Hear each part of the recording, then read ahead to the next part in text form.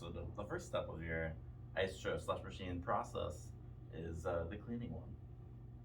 So in order to clean these bowls, they're 3.2 gallon bowls. All you gotta do is lift up the front, pull out a little bit.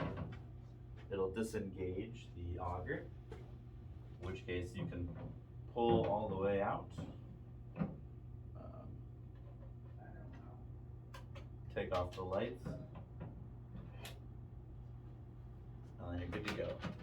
Then you'll want to take the top off, usually. Get the light fixture, and then you'll be able to get to the auger, which you can unsuction. Take off the gasket here, which is really easy, comes right off. You can pull all these pieces, which you can wash in a hot soapy bucket of water, which is what we recommend. And then for the pull tab, all you gotta do is take off the connecting piece, like so. Take off the pull tab. Then from there, you'll be able to take off the plunger and the spring as well. Very easy to get into, take apart, and then when you do want to go and put this back on, you're going to want to use a food safe lubricant in order to get proper coverage of the machine, so that way you don't have to worry about problems in the future with friction, and in which case would cause some serious issues for your machine. So, and then when you want to put everything back, you're going to want to put your gasket on first, like so. Make sure that it's properly lubricated, in which case you follow with the auger, like so.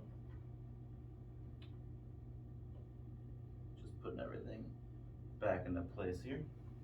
And then once you've got all those, make sure that your auger is fully engaged with the machine, so that way it'll easily press when you put your bowl back on. So to put the bowl back on, all you gotta do, slide it over all the way to the back, and then in which case you'll find that you're gonna have to push it up a little bit, and then you'll be able to press it all the way through, and then the feet will stick down, and it'll be fully engaged, ready to use again for the next couple of days of mix that you're gonna put through the machine. The next step of our equipment is making sure that you use the proper mix. So we recommend a mix between 13 and 15 bricks. Now this is what we've determined is the best freeze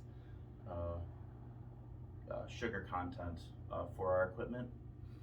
Bricks is the measurement of sugar within a solution. So you can measure that out with a refractometer, which I have a picture of here. And you're gonna want to use that if you're making your own mix.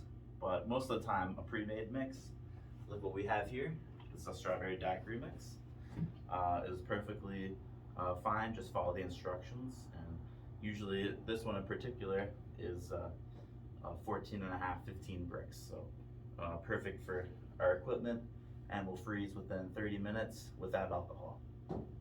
And with alcohol, about an hour to properly freeze within our bowls. And I hope that helps with your cleaning process. There is a air filter on the side, which should be cleaned out probably monthly. in order to get proper airflow for our equipment. And that's all we have. Oh, actually, the third step to our equipment is the temperature control. So as you'll see, there are 3 knobs on the back of the machine in order to get proper freezing. You don't want to use the max freeze in almost all cases. It may bump up the freeze time by a couple minutes, but it can over freeze the bowls, in which case you won't be able to pull drinks out of, which is what you need the machine for. So you're going to want to make sure that it's in the middle. It's based on 1 to 4, so a 2.5 to a 3.5 is typically where we've seen best practice with these machines. So that will ensure that you're getting good mix to your customers. If you have any questions, please let me know. I'm Charlie here with Fame Reps, and this was our Icetro slush machine cleaning and maintenance video. Thanks for watching, and take care.